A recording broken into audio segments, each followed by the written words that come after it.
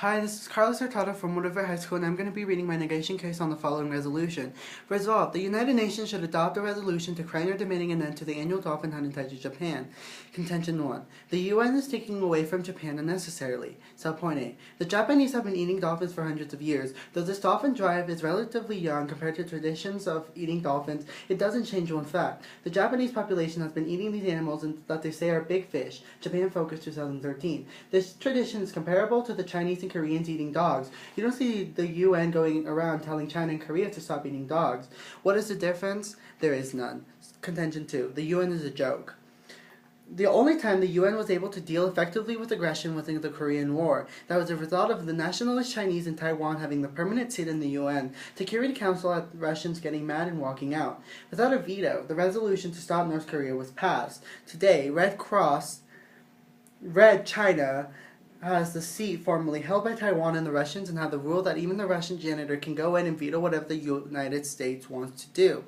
And even with that, the UN and the USA settled for a draw in Korea. Therefore, the UN is not effective and should not take part in the annual dolphin hunt. Contention 3. Animals feel pain is irrelevant. What matters is if animals have propositional attitude towards their pain. Pain perception in mammals, at least, is underlain by two distinct nervous pathways. So the so-called new path is fast, projects for a number of different sites in the cortex, and is responsible for pain discrimination, location, and feel. It is this pathway that gives us rise in humans to the felt qualities of pain. The old path, in contrast, is comparatively slow, projects more than ancient subcortical structures in the limbic system of the brain, and is responsible for pain motivation, and is this that makes one want this pain to stop. When analgesics like morphine suppress the old paths while leaving a new path, functional subjects will say that their pain feels just the same to them, but they no longer care. What they are aware of is just a sensation. It is no longer an awful sensation. Such people are no longer appropriate as objects of sympathy. Surely, of course, one must be sympathetic for any physical damage that has occurred, because it is likely that future effects on life is of the agent. That is in another matter. Not only is there an obligation on us to try to make the remaining pain sensation stop, but it seems that doing so would morally completely neutral. Making the pain sensation stop wouldn't be doing the subject any sort of favor. What makes pain or anything awful, then, is that the object of the negative desire phenomenal conscious is irrelevant to its status.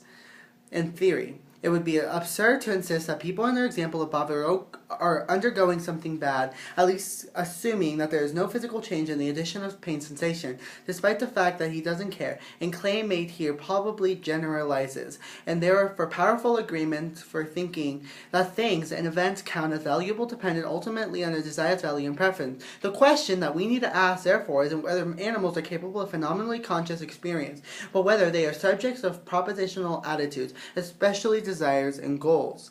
Now going on to my opponent's case. His contention 1 states that dolphins have right, which makes it unfair to kill them.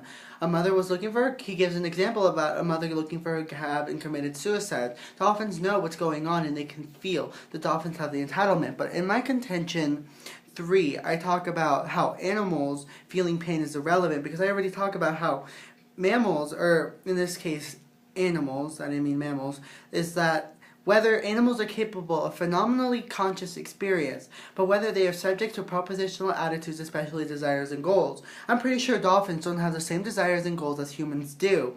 Therefore, why should they have the rights as humans? Because obviously humans are the ones who can feel this experience. So my contention 3 pretty much takes down contention 1 by saying that they don't know what's going on. So why should they have rights?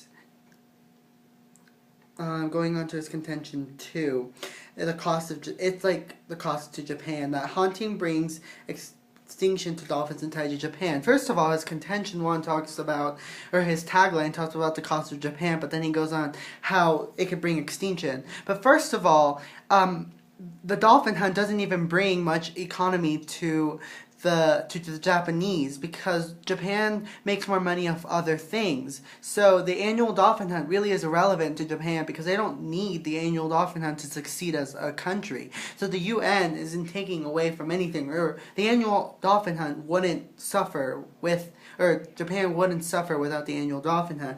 Going on to his subpoint B, the hunt can bring international backlash, and talks about the U.S. and British. But right now, we're talking about the UN and whether they should adopt a resolution to stop it. We're not talking about the USA or Britain. So therefore, his subpoint B, his contention 2, and his contention 1 have been dropped because of my contentions, and that is all. Thank you.